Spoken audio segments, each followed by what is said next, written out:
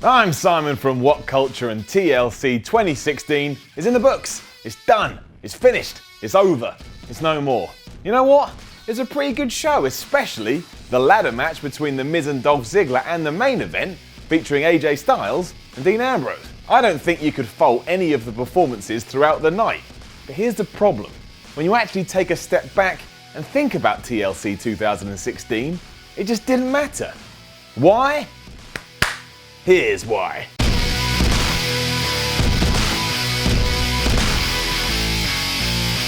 It should come as no surprise to anybody that there's just been too many pay-per-views this year.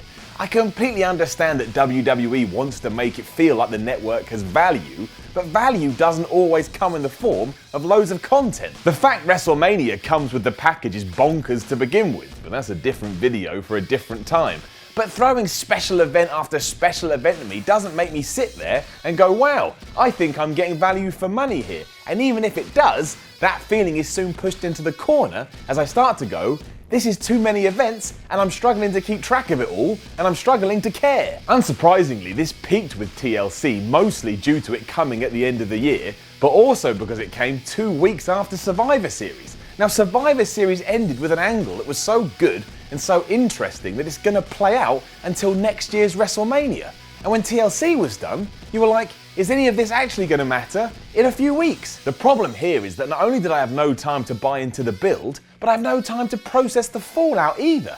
WWE is already pushing for Roadblock, end of the line, because we're not allowed to just say Roadblock, and I find myself baffled as to whether I'm coming or whether I'm going. Just what in the hell do you want me to care about WWE? Because I don't know anymore. Let's take the TLC match itself. Both Ambrose and Styles were incredible throughout it, and as stupid as the Ellsworth turn may have been, at least it gave us something to talk about, and I always enjoy it when WWE gives us something to talk about. But is this really going to affect more than a couple of weeks worth of TV? Are we really going to get to the Royal Rumble and it's going to be AJ Styles versus James Ellsworth for the world title? And even if we do get to the Royal Rumble and it's that match, it doesn't matter because we've already seen it. It was on SmackDown and I don't need to see it again. The fact of the matter is that TLC was a victim of everything else going on around it. And that gets worse when you realise there's just no time to let anything sink in. As soon as one event ends, it's straight on to the next. And that doesn't make it any easier just because we're dealing with different brands. Because in 2016, there is no such thing as brand loyalty. This isn't like the late 90s where you passionately chose to watch either WWE or WCW. Most fans will choose a show to watch live, but they'll also keep an eye on what's going on across the way. When there's so much happening though, inevitably, you're going to pick and choose how much you take and how much you invest in, because you cannot invest in it all, and if you do, your life is just going to be consumed by pro wrestling. More so than it is now. And that's not a bad thing, but it does start to become an impossible thing. So TLC happened and it was decent, but it primarily existed because WWE went, well, SmackDown has to have at least one pay-per-view a month, and in that sense, it didn't matter.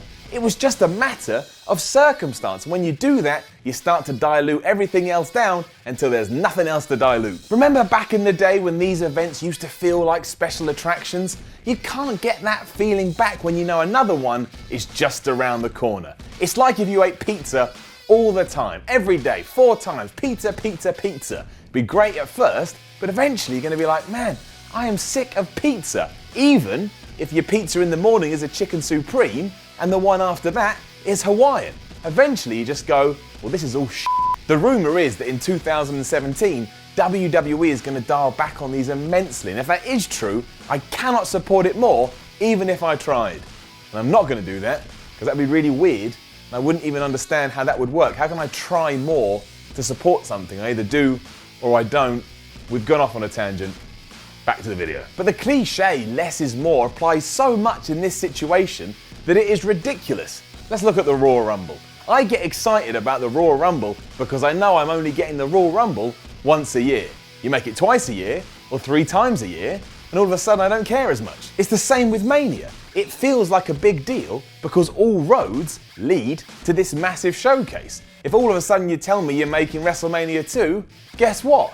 all of a sudden I don't care anymore. Raw's Hell in a Cell pay-per-view did suffer from a similar fate, but it was so much worse for TLC simply because it had to come 2 weeks after Survivor Series, as we've said, because of that finish. That finish was enough to take us through at least a few weeks. And what could TLC do to match it? I mean, even if James Ellsworth had won the title, which would have set everyone crazy, it still wouldn't have been the same. We wouldn't have left TLC feeling like it had made a major impact. Like I say, none of this is on the wrestlers, and they all went out there and did an incredible job of entertaining me and giving me a good show. But the last few weeks, everything has become a blur as more and more things keep getting thrown at my head.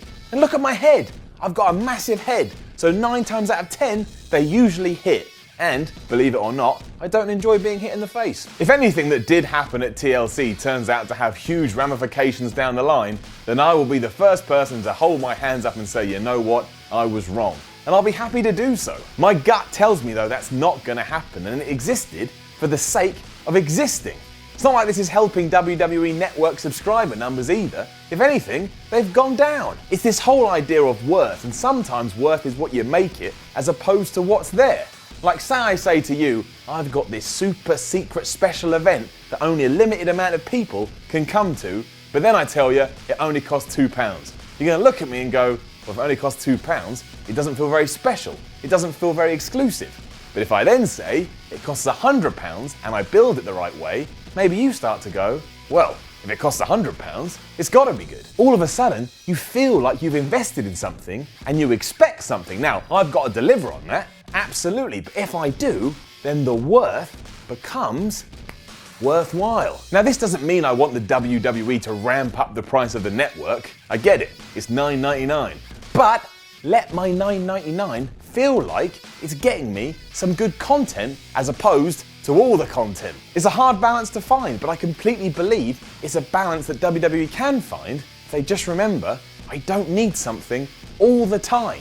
I just need good stuff every now and then. Now make sure to let us know what you think about all of this in the comments below, and then don't forget to like, share, and subscribe. You can even come follow me on Twitter, SimonMiller316. I'm Simon from WhatCulture, and remember, you've got nowhere to hide because you've just been wide. That's terrible. That was really terrible. I'm so sorry. That was terrible. That was terrible.